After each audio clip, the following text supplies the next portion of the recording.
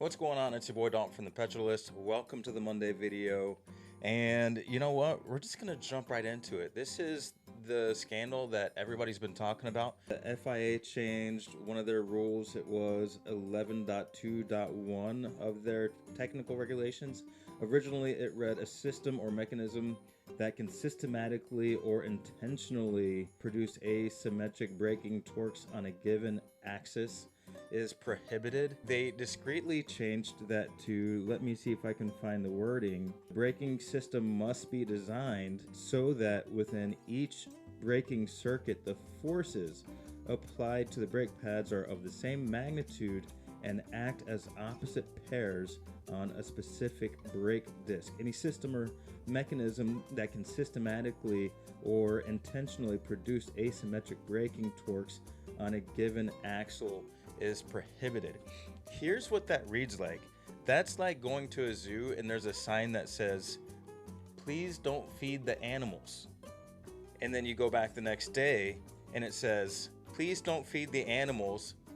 This also means smoothies. Now, to me, what that would indicate is somebody went to the zoo and didn't consider a smoothie food and fed it to the animals. That's kind of what FIA has done here. It opens up some questions. Should the FIA revoke wins from earlier this year?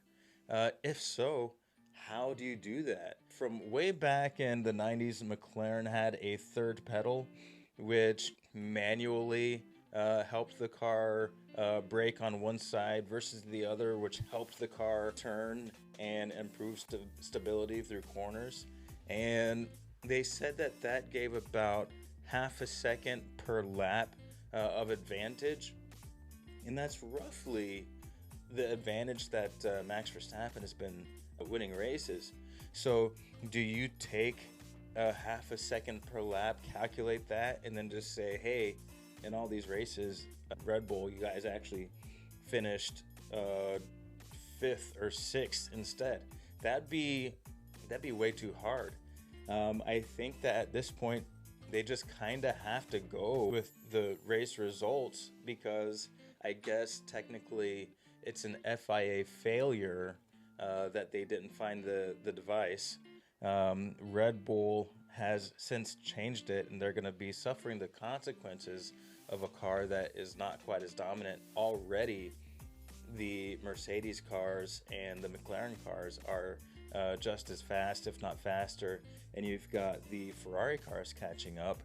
And then the other question is, does this mean that Max Verstappen is less valuable now that he's consistently top 5 driver instead of a completely dominant driver?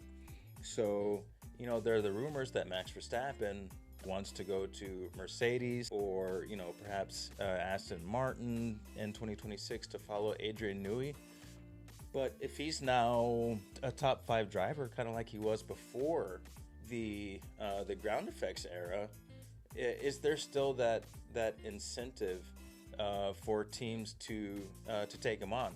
Now, don't get me wrong, he's still an absolute excellent driver. But guess what? Other drivers on the grid, especially the top 5, are also excellent drivers. And then does that put a bigger asterisk on some of his previous wins? Does it put an asterisk on 2023, 22, 21? Like, in order to answer that, we would have to know exactly how long they've had this T valve on the car. And I don't think that anybody is really going to be willing to publish that information unless there's some whistleblower on the inside who is willing to risk it. Now, let's talk a little bit about the T valve. I'm sure that you guys have read up on it, but so according to Racing News 365, a valve with a T connection received a single hydraulic pressure directed to the rear axle by the brake-by-wire, but which could precisely directed with greater pressure to the left or the right of the rear axle, depending on which way the car was turning through the corner. Now, that's kind of a complicated statement, but let's talk a little bit more about the impact. So It should be clarified, and this is from Racing News 365, it should be clarified that the advantages of such a system are concentrated above all in the handling of the car. Cornering precision becomes absolute and understeer disappears.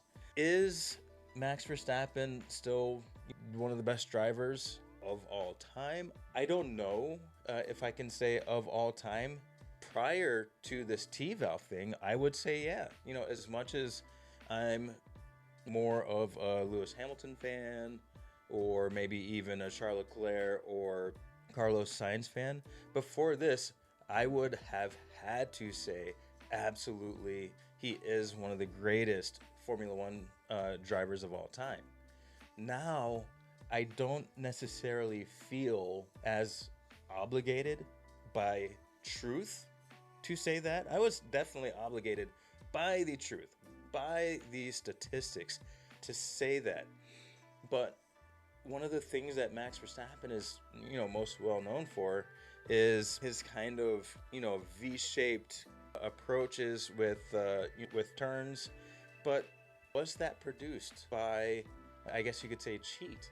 It's hard even for me to call it a cheat because it's such a strong word in motorsports, but essentially I think that's what it is. The next half of the season is going to be incredibly interesting. So right now, Max Verstappen is in the lead, in the driver's lead. He's got 277 points to Lando Norris's 199. Charles Leclerc is at 177. Oscar Piastri is at 167. And then you've got Sainz and Hamilton, bringing up the 5th and 6th positions. Team standings it's a lot closer. Red Bull's at 408, and McLaren is at 366. Now, I think that McLaren could possibly eclipse Red Bull for the World Constructors Championship lead.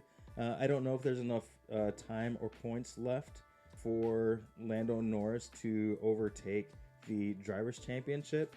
But if Max Verstappen gets frustrated and, gets more DNFs or, crashes more often, because let's face it, he does kind of do that sometimes when he's frustrated.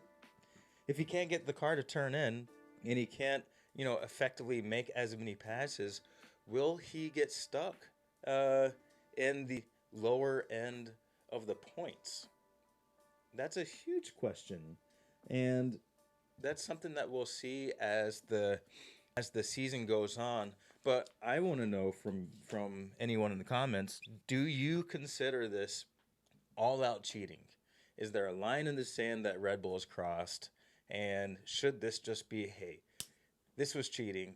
Should the FIA figure out, if it was cheating, how to go back and remedy some of the points discretions? Or do you think, it is what it is and we move on from here? Does Max Verstappen, in your mind, kind of drop into, a regular driver, like a top 5 driver? I'm curious to know your guys' thoughts on this one. But that's the big scandal. That's the big scandal of the week, and we're going to see how the rest of the season plays out. Definitely, we'll keep an eye on this. It is a scandal. It makes the sport a lot more unpredictable. We shall see what it does on the grid over the next 14 races and throughout 2025. All right, I have been Dalton. This has been the Petrol List, and you have been great. You have been great. All right.